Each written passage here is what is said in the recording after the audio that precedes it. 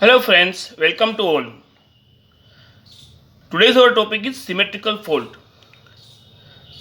हमारा previous lecture जो था वो भी सिमेट्रिकल फोल्ड के ऊपर ही हमने लिया था। उसमें हमने सिमेट्रिकल फोल्ड के बेसिक्स जो फंडामेंटल है उसके बारे में सीखा था।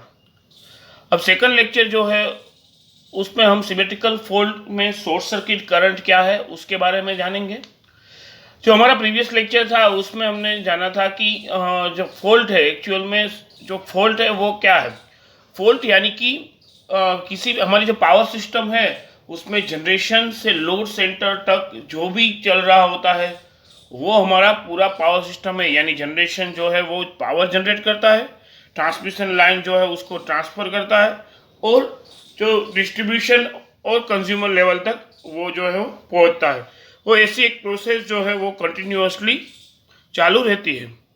लेकिन अगर किसी भी कोशिश के कारण ये जो प्रोसेस है उसमें कहीं भी हमें जो करंट है, वोल्टेज है या किसी भी पैरामीटर जो है उसमें चेंजेस हमें मिले, उस एबनॉर्मलिटी को हम फॉल्ट कहेंगे। अब ये फॉल्ट जो है वो किसी भी पैरामीटर जो है किसी भी कोशिश के कारण हो सकते हैं। वो कोशिश पर हम आगे नहीं बढ़ना चाहते क्योंकि कोशिश तो कोई भी इनफाइनाइट कोई भी हो सकता है, लेकिन हम जो है वो फॉल्ट के बाद क्या इफेक्ट होती है वो देखनी है। अब उसके लिए हमने डिफरेंट टाइप्स ऑफ फॉल्ट के बारे में जाना था। एक था शॉर्ट सर्किट फॉल्ट और एक था ओपन सर्किट फॉल्ट। अब जो शॉर्ट सर्किट फॉल्ट है उसके अंदर हमने सिमेट्रिकल फॉल्ट और अनसिमेट्रिकल फॉल्ट के बारे में जाना था। जो सिमेट्रिकल फॉल्ट है वो सिमेट्रिकल फॉल्ट यानी ट्रिपल लाइन फॉल्ट और triple line to ground fault, और अनसिमेट्रिकल फॉल्ट यानी double line fault, line to ground fault और हमारा double line to ground fault. और हमने जाना था कि जो ओपन सर्किट फॉल्ट है उसमें वन कंडक्टर फॉल्ट और टू कंडक्टर फॉल्ट है। तो ये सभी डिफरेंट टाइप्स ऑफ फॉल्ट जो है वो सिमेट्रिकल और अनसिमेट्रिकल फॉल्ट और शॉर्ट सर्किट और ओपन सर्किट फॉल्ट है। अब सिमेट्रिकल फॉल्ट यानी क्या है कि जो जब हमारे पास किसी भी प्री कंडीशन के अंदर जब हमारी सिस्टम थी तब उस प्री कंडीशन में हमारे जो फेजेस है, करंट हो या वोल्टेज हो, वो हमारे तीनों फेजेस जो है वो बैलेंस कंडीशन में काम कर रहे थे। यानी कि अगर करंट की बात कर ले तो जो फेज ए और फेज बी के बीच का एंगल 120 रहेगा, बी और सी के बीच का जब हमने A B C suppose sequence ली हो तो तीनों के फेज सीक्वेंस हमें जो है वो बैलेंस कंडीशन में मिलेंगे। लेकिन जब फॉल्ट हुआ तो फॉल्ट होने के बाद जो करंट है या फिर वोल्टेज है जो भी जो करंट शॉर्ट सर्किट करंट है वो बढ़ जाएगा। तो ये करंट बढ़ने के कारण क्या होगा कि जो हमारा मैग्नीट्यूड है करंट की वो बढ़ जाएगी, लेकिन तीनों के बीच का जो एंगल है वो हमें सेम मिलेगा। यानी कि all phase sequence are in same direction. So हमें जो है वो सिमेट्रिकल फॉल्ट जो है उसमें भी हमें बैलेंस कंडीशन में मिलेगा, पोस्ट फॉल्ट में भी और प्री फॉल्ट में भी। अभी अनसिमेट्रिकल में ऐसा नहीं होगा। जो अनसिमेट्रिकल में हमें जो वैल्यू मिलेगी तीनों करंट तीनों जो फॉल्ट हुआ सपोज तो करंट की वैल्यू हमें मिली तो तीनों फेजेस में अलग अलग मिलेगी, यानी कि उसको हम अनसिमेट्रिकल फॉल्ट बोलते हैं। तो अब पहले हम सिमेट्रिकल फॉल्ट के बारे में हमने जाना और सिमेट्रिकल फॉल्ट जो है उसके अलग अलग फॉल्ट जो है उसके बारे में हम जानते हैं कि एक तो line to triple line fault होगा और triple line to ground fault होगा। अगर ये फॉल्ट हुआ तो सिमेट्रिकल फॉल्ट है ऐसा हम कह सकते हैं।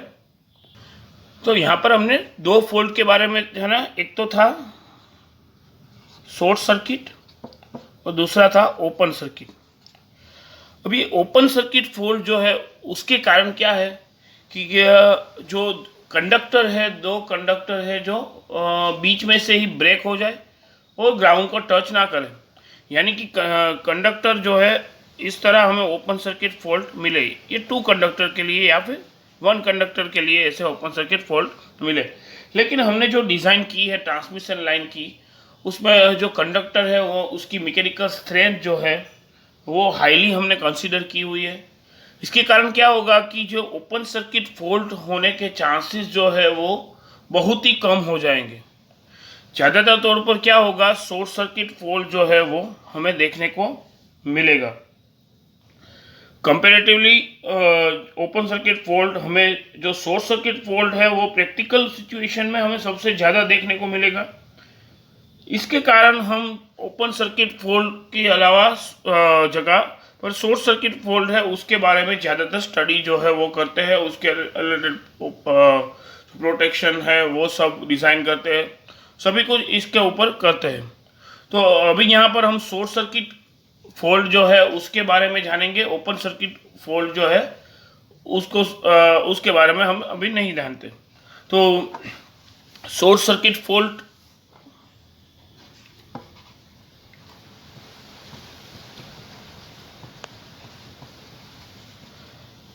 अब हम शॉर्ट सर्किट फॉल्ट के बारे में देखेंगे। तो पहले शॉर्ट सर्किट फॉल्ट के बारे में समझने के लिए, सपोज यहाँ पर हमारे पास एक जनरेटर है और इस जनरेटर से यहाँ पर एक रेजिस्टेंस ट्रांसमिशन लाइन है, ट्रांसमिशन लाइन का रेजिस्टेंस है, ट्रांसमिशन लाइन का इंडक्टेंस है, और यहाँ पर हमने कोई लोड जो है वो लगाया हुआ है।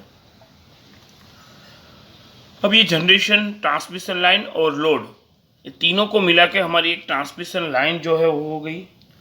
अब ये ट्रांसमिशन लाइन के अंदर सपोज हम मान लेते हैं कि ये शॉर्ट ट्रांसमिशन लाइन है, तो शॉर्ट ट्रांसमिशन लाइन के अंदर हमारा जो शंट पार्ट है, यानी कि हमने शॉर्ट ट्रांसमिशन लाइन जो है उसकी हमने ऐसे इक्विवेलेंट सर्किट बनाई थी पहले।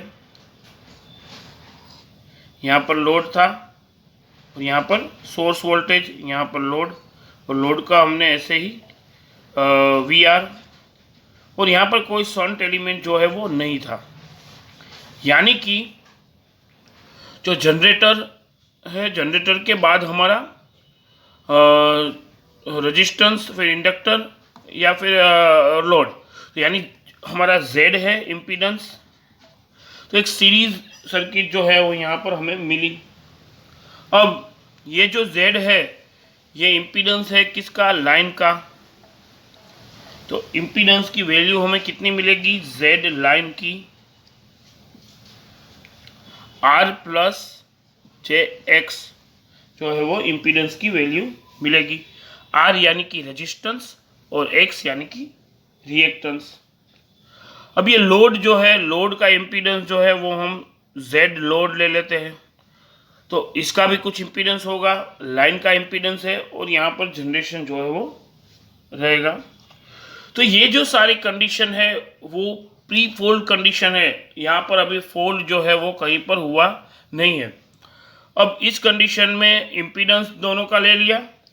अब यहाँ पर हम जानते हैं कि जब हम ट्रांसमिशन लाइन की डिज़ाइन करते हैं तो हमारा मेन फोकस ट्रांसमिशन लाइन की डिज़ाइन का क्या रहेगा कि ट्रांसमिशन लाइन, अगर जनरेशन से हम स्टार्ट करते हैं, जनरेशन से हमें पावर मिलता है, वो पावर हम कंज्यूमर तक पहुँचाते हैं, तो वो पावर जनरेशन से लेकर कंज्यूमर तक पावर लॉसेस जो है को कम से कम होना चाहिए।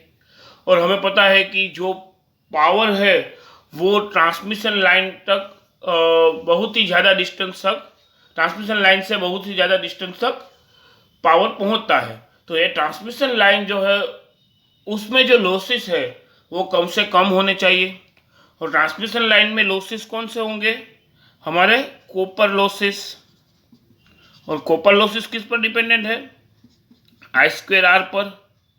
अब ये I2R पर डिपेंडेंट है, यानी कि जो रेजिस्टेंस की वैल्यू जो है वो हम कम से कम रखेंगे तो हमारा जो लॉसेस जो है वो कम मिलेंगे हमें। हमें पता है कि जो I2R है उसमें करंट की वैल्यू जो है वो हम हमारा जो कंडक्टर है, कंडक्टर जो वोल्टेज है, वोल्टेज की वैल्यू हाई रखेंगे, उस करंट की वैल्यू जो है वो घटा देंगे। लेकिन अगर हमें कॉपर लॉसेस और कम करना है, यानी रेजिस्टेंस की वैल्यू भी हमें कम से कम लेनी है, तो यहाँ पर रेजिस्टेंस की वैल्यू जो है वो हम कम लेते हैं और रिएक्टेंस की वैल्यू जो है वो ज़्यादा लेते हैं। यानी रेजिस्टेंस की रिस्पेक्ट में जो रिएक्टेंस है वो रिएक्टेंस की वैल्यू बहुत ही ज़्यादा होगी। तो अब रेजिस्टेंस के रिस्पेक्ट में रिएक्टेंस की वैल्यू बहुत ज़्यादा है, उसका मतलब क्या रहेगा कि जो हमारा जो रिएक्टेंस है, मान लो कि रिएक्टेंस की वैल्यू 100 है और रेजिस्टेंस की वैल्यू 1 है, तो रेजिस्टेंस की वैल्यू तो वहाँ पर है, लेकिन उसको हम नेगलेक्ट कर देंगे। यानी जो हमारा इम्पीडेंस रहेगा जेड लाइन, वो हमारे एक्स के बराबर हो जाएगा। तो जो जेड लाइन की वैल्यू जो है वो हमें एक्स के बराबर मिलेगी। अब हम आगे देखते हैं जेड लाइन और जेड लोड। अब ट्रांसमिशन लाइन जो है वो ट्रांसमिशन लाइन क्या है, एक जो है कंडक्टर है, और यहाँ पर हमने लोड जो है वो दिया हुआ है। हम जो पावर जनरेट करते हैं वो पावर जनरेट किसके लिए करते हैं, हमारे कंज्यूमर तक पहुँचे जो है वो कंज्यूम कर सके, यानी कि लोड जो है वो कंज्यूम कर सके, उसके लिए पावर जो है वो जनरेट करते हैं। ये पावर लोड को जनरेट करते हैं, यानी कि लोड जो है उसका इम्पीडेंस बहुत ही ज़्यादा होगा रिस्पेक्ट टू ट्रांसमिशन लाइन।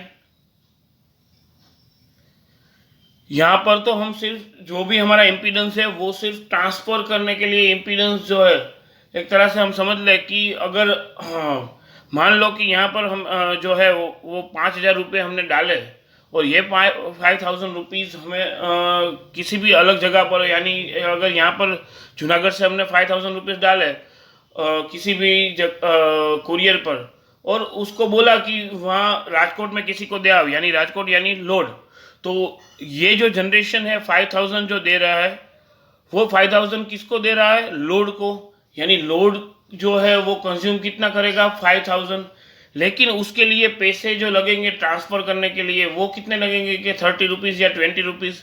तो ये 20 रुपीज़ जो है वो हमारा जेड लाइन होगा, और ये 5,000 जो है वो जेड लोड होगा। यानी कि 5,000 जो इम्पीडेंस रहेगा, तो ये जो कंज्यूम करता है वो ज़्यादा है, और लाइन का जो है वो कम रहेगा, यानी Z load is greater than Z line. यानी लोड का इम्पीडेंस जो है वो लाइन के इम्पीडेंस से बहुत ही ज़्यादा होगा। अब हम नेक्स्ट समझते हैं कि जो फॉल्ट करंट है, फॉल्ट होगा तो क्या होगा। अब ये देखते हैं। अब ट्रांसमिशन लाइन के अंदर सपोज यहाँ पर कहीं पर हमें फॉल्ट देखने को मिला, ये जो इंडिकेशन हमने बताया यहाँ पर हमने फॉल्ट जो है वो हमारा फॉल्ट हुआ, तो यहाँ फॉल्ट होने के कारण क्या होगा कि पहले तो जनरेशन से लोड तक जो है वो करंट फ्लो कर रहा था, लोड जो है उसका इम्पीडेंस बहुत ज़्यादा था, इसलिए करंट की वैल्यू जो है वो लोड जो है कंज्यूम करता था लोड के ऊपर थी। अब यहाँ पर देखते हैं कि जो पहले क्या होता था कि पहले हमारा जो करंट था, जब हमारा फॉल्ट नहीं था उस कंडीशन में क्या था कि करंट की वैल्यू हमें कितनी मिलती थी, करंट जो है यहाँ पर कोई भी शंट एलिमेंट है नहीं, शंट एलिमेंट नहीं होगा, इसलिए करंट जो है जनरेशन से लेकर लोड तक जो है वो सेम ही करंट रहेगा। तो ये करंट हमारा आई लाइन बोलेंगे हम उसको। तो I line is equal to generator का वोल्टेज सपोज ई जी है, तो I line is equal to E G upon Z line plus Z load, क्योंकि इम्पीडेंस यहाँ पर हमारा लाइन का इम्पीडेंस और लोड का इम्पीडेंस, तो E G upon impedance is equal to current I line. तो ये जो हमें इक्वेशन मिला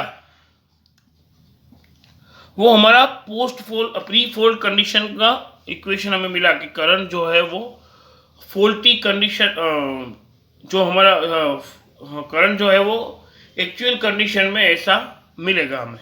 अब यहाँ पर हम देख रहे हैं कि यहाँ पर अगर फॉल्ट आया तो उसके कारण क्या होगा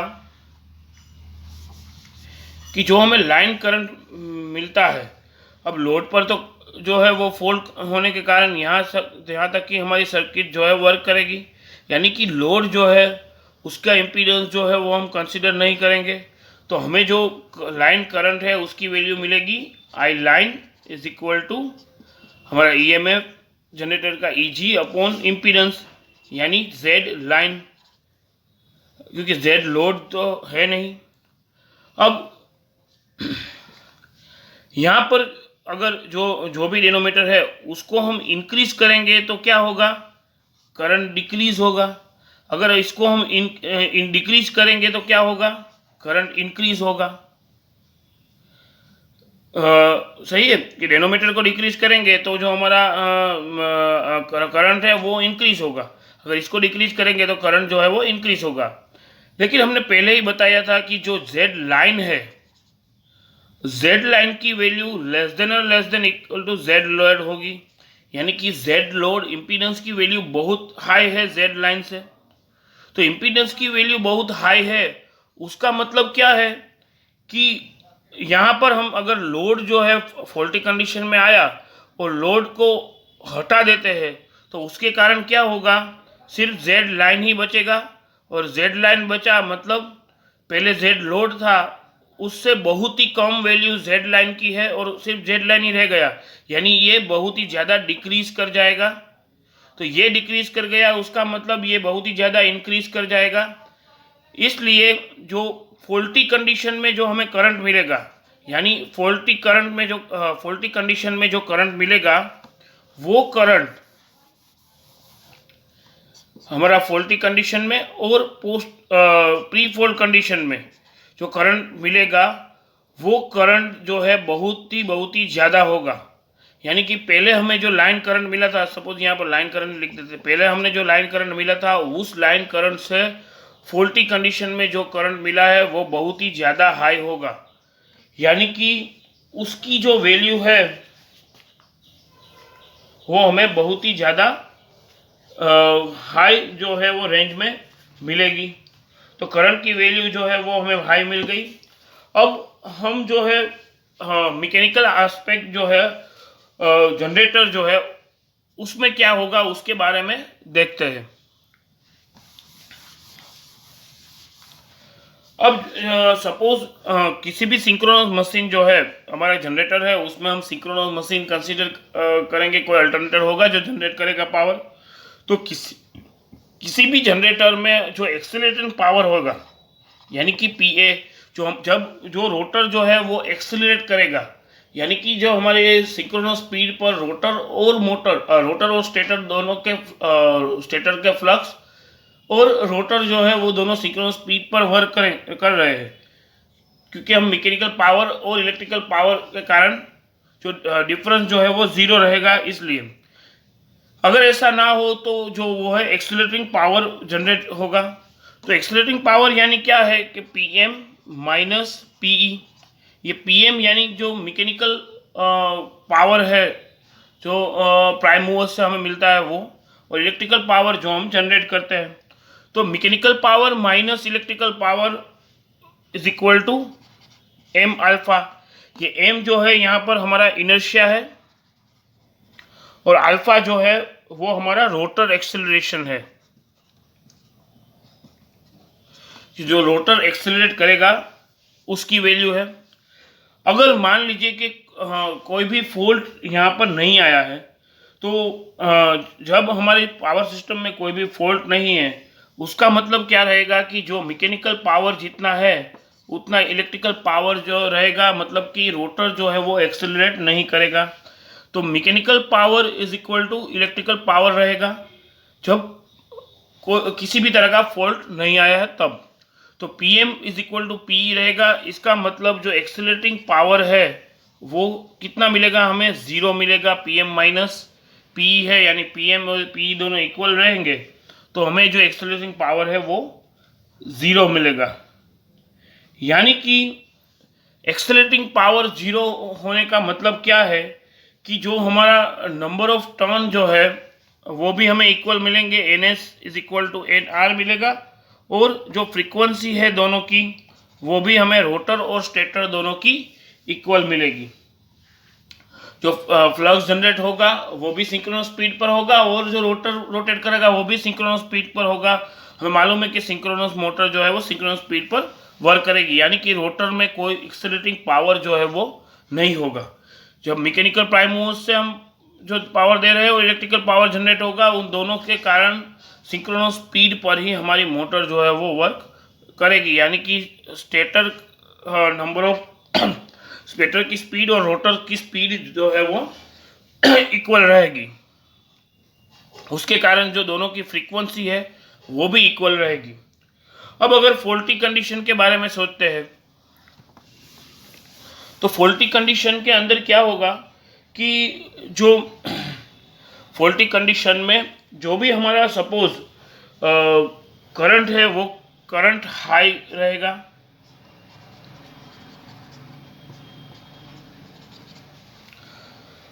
अब मान लो कि जो हमने यहाँ पर एक सपोज मान लो कि यहाँ पर एक रेजिस्टेंस और इंडक्टर था और उसमें यहाँ पर जो है वो लोड था और यहाँ पर फॉल्ट आ गया, यानी कि ये पॉइंट पर हमें जो करंट जो है वो हमें हाई मिलने लगा और करंट हाई मिला, लेकिन इस पॉइंट पर जो वोल्टेज है उसकी वैल्यू कितनी हो जाएगी, क्योंकि ये तो ग्राउंड हो जाएगा, तो यहाँ पर ग्राउंड हो गया, इसका मतलब करंट की वैल्यू हाई मिली हमें, लेकिन वोल्टेज जो है वो डीप कर जाएगा, तो वोल्टेज जो है वो उसकी वैल्यू सडनली घट जाएगी।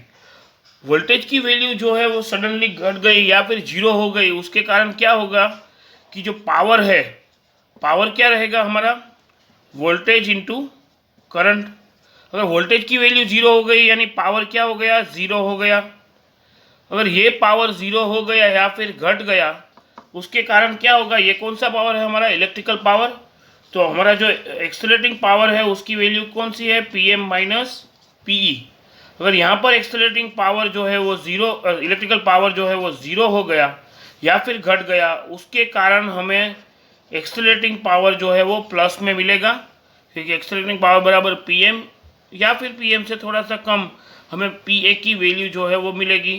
तो एक्सेलरेटिंग पावर यानी क्या है हमारा m अल्फ़ा, ये अल्फ़ा क्या है, जो एक्सेलरेटिंग पावर है रोटर की उसकी वैल्यू है, तो एक्सेलरेटिंग रोटर एक्सेलरेशन की वैल्यू है, तो उसके कारण क्या होगा, रोटर जो है वो एक्सेलरेट होगा और रोटर एक्सेलरेट होने के कारण जो स्पीड जो है वो इंक्रीज कर जाएगी, यानी कि जो ns is equal to nr थी वो चेंज हो जाएगी और रोटर की स्पीड जो है, रोटर की जो स्पीड है वो स्टेटर की स्पीड से बढ़ जाएगी। अब ये डिपेंड करना किसके ऊपर है, 120 f/p पर फ्रीक्वेंसी, यानी कि जब स्पीड बढ़ेगी तो फ्रीक्वेंसी भी चेंज हो जाएगी। सो रोटर फ्रीक्वेंसी जो है वो स्टेटर फ्रीक्वेंसी से बढ़ जाएगी। तो ये सब हमने जो फॉल्टी कंडीशन में शॉर्ट सर्किट के कारण क्या होगा उसके बारे में हमने सीखा था।